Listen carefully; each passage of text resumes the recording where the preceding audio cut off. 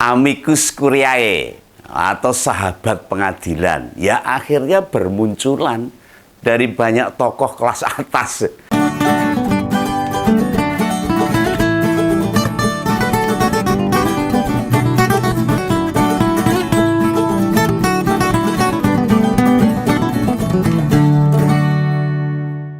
Ini sebagai tanda kepedulian akan kerapuhan hukum Indonesia. Ini khususnya Mahkamah Konstitusi. Nah, perlu ada support, ada dukungan, ada dorongan dari pribadi-pribadi yang menganggap bahwa MK masih punya sahabat-sahabat yang menginginkan sebuah kebenaran yang hakiki, yang berharap ada keadilan yang sempurna dengan tanpa memberikan intimidasi, intervensi, dan sebagainya. Tapi dengan hati nurani yang bersih, suci dari para hakim MK. Sehingga hasil sebagai keputusan wakil Tuhan ini benar-benar penuh kebenaran. Wah, ini juru bicara MK, Pak Fajar Laksono itu mengatakan, baru di Pilpres sekarang ini loh, banyak yang mengajukan amicus curiae. Dan pihak-pihak yang mengajukan amicus curiae alias sahabat pengadilan itu mayoritas akademisi. Orang-orang cerdas hingga praktisi. Nah, berdasarkan data ada lebih dari 10 pihak yang sudah mengirimkan ke MK. Nah, ini sebuah peristiwa yang belum pernah terjadi di jagat politik Indonesia. Kan aneh-aneh ini. Ada apa ini? Sejak MK berdiri, juga di Pilpres 2004, 2009, 2014, bahkan kemarin 2019, tidak ada satupun ahli hukum mengajukan sahabat pengadilan ini. Nah, ini tahun ini kok ada ini. Nah, amicus curiae ini semacam pandangan para ahli hukum. Ya, tentu mengikuti proses sengketa maupun sidang di MK terkait gugatan hasil Pilpres.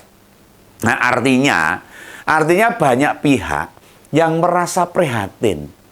Kedaulatan hukum Indonesia, kedaulatan hukum negara kita ini bisa begitu rendah harganya. Orang duwe harga diri. Ya ini kalau para pengacara itu regane. Membela hukum dibayar. Nah, sampai bisa dikendalikan oleh kekuasaan. Ada intimidasi, ada tekanan dan sebagainya. Kan di tahun 2014 dan 2019, sengotot apapun pihak yang kalah, para ahli hukum termasuk akademisi merasa tidak ada pelanggaran yang fatal. Itu tahun 2019. Semacam hanya kejadian-kejadian kecil ya, parsial gitu, nggak penting, tidak bisa mempengaruhi hasil keseluruhannya. Nah, sementara yang baru saja terjadi 2024 ini, semua terlihat jelas, kasat mata, petani, buruh aja ngerti kok bahwa Pilpres sekarang banyak pelanggaran. Oh, malah ahli-ahli hukum malah bantah. Dibayar itu. Jika kita mengikuti yang terjadi di Pilpres, sudah banyak yang mengutarakan. Faktanya jelas. Kasat mata, cawe-cawe kepala negara. Negara itu ceto, welo-welo masyarakat tahu kok. Siapa yang mau membantah? Ya para pakar hukum aja itu yang membantah. Kalau dengan hati nurani mereka pasti mengetahui ada pelanggaran, ada kecurangan. Tapi ini dibayar ya boh. Ini tidak sekedar pelanggaran etika loh. Ini bukan soal menerjang norma loh. Tapi masuk di dalamnya justru menempatkan hukum sangat rendah sekali. Ujung pangkalnya dari semua ini adalah nafsu kekuasaan. Syahwat yang tidak bisa ditahan. Yang ada di dalam diri kepala negara. Ini nyuwun sewu Pak Jokowi. Ini memporak-porandakan semua tatanan maupun moral yang kita jaga selama ini. Nah, akibatnya sekarang ini mau apa ini? Hanya alasan memberi kesempatan anak muda. Bangsa ini jadi abai pada sesama. Teriakan pelanggaran hukum. Mana ini? Korupsi sembako mahal. Nah, nilai tukar rupiah jeblok ini. Sudah 16, berapa? 16.300. Plus tidak dipedulikan kan? Tidak dipedulikan lagi oleh para penguasa. Politisi kemudian bebas bicara, sak geleme dhewe. Ketika Bu Mega kirim amicus curiae, dituduh bagian pihak yang berperkara, sehingga tidak layak dipertimbangkan. Nah ini mereka ini. yang kekeh untuk mempertahankan bahwa tidak ada kecurangan, tidak ada pelanggaran, yang kasat mata sebenarnya. Ingat loh, Bu Mega itu hanya satu pihak. Mengapa kalangan akademi yang mengajukan tidak ikut disorot politisi pendukung Prabowo? Ini benar-benar membagongkan. Lucu dan ya lucu ini. Om Begawan tiba-tiba merindukan itu teman saya itu Mbah Mo itu. Yang lucunya setengah mati itu. Tidak, teman ngobrol yang sampai seminggu ini belum muncul ini. Belum balik mungkin. Masih di rumah anaknya itu. Apakah masih banyak yang yakin kita mengambil jalan yang benar? Kita menghasilkan pemimpin yang baik. Jika saja prosesnya tidak benar, awalnya tidak benar, sudah salah. Masihkah kita benar-benar yakin 2045 mendatang bisa menggapai Indonesia Emas? Belas. Nggak mungkin lah. Hukum sudah tidak punya harga lagi. Padahal dasar kemajuan bangsa ini adalah dasarnya hukum. Nah, rene aturannya, porak-poranda, ugal-ugalan akhirnya. Nah, salah satu teman medsos Om Begawan bilang, ngomong ke saya ini, Pilpres barusan tidak menghasilkan Indonesia emas, melainkan Indonesia cemas. Mengkhawatirkan loh. Apa yang bisa diandalkan dari proses demokrasi saat ini?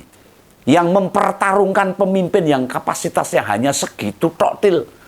Secara subjektif kita sekarang harusnya bisa jujur merasakan dan mengalami. Kita tidak sedang baik-baik saja loh.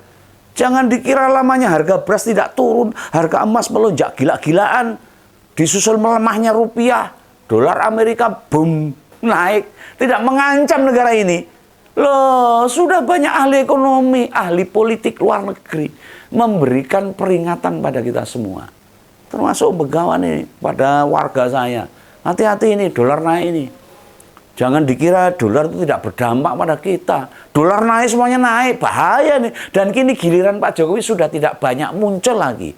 Mengambil alih kepemimpinan. Mengendalikan isu yang sekarang lagi goyang-goyang ini. Coba katakan pada Om Begawan.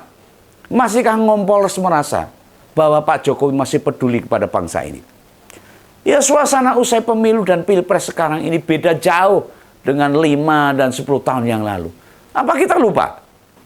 Dulu begitu Pak Jokowi menang, beliau banyak mengambil peran, langsung mengorkestrasi bagaimana arah kebijakan yang akan muncul, yang akan diambil, yang akan dituju apa. Sudah ditata. Nah, sekarang beliau secara perlahan mengurangi kok. Mengurusi urusan rakyat aja.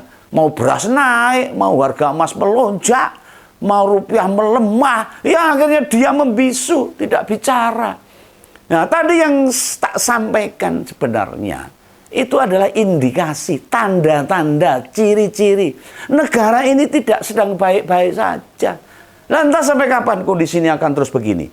Soalnya dalam kalkulasi Om Begawan sama teman-teman Om Begawan, Pak Prabowo bakal menghadapi apa yang pernah disampaikan dia sendiri.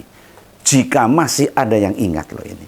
Waktu debat Pilpres tahun 2019, dia pernah bilang, berdasarkan analisa ahli dari luar negeri, 2030 Indonesia terancam bubar. Indonesia bubar, bahaya ini. Artinya dia akan menghadapi situasi maupun kondisi bagaimana negara yang kita cintai ini tidak bubar. Kembali ke soal sidang MK lah. Akankah amicus curiae bakal benar-benar diperhitungkan?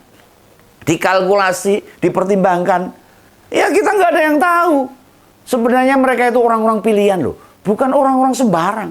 Mereka itu semacam wakil Tuhan di bumi ini. Yang mesti menerapkan putusan seadil-adilnya. Harusnya begitu loh. Om Begawan sih berharap mereka tidak terpengaruh apapun. Misalnya memang terbukti ada pelanggaran hukum, harus mereka berani memutuskan pilpres ulang. Dan ini ada pelanggaran, kasat mata. Toh dana pilpres kita kan masih ada juga untuk cadangan. Lalu kemarin yang diajukan KPU buat 2 putaran loh. Dan kemarin hanya 1 putaran. Nah, Hakim MK mestinya berani memutuskan begitu. Lalu anggarannya juga masih ada kok. Nggak usah khawatir. Itulah harusnya.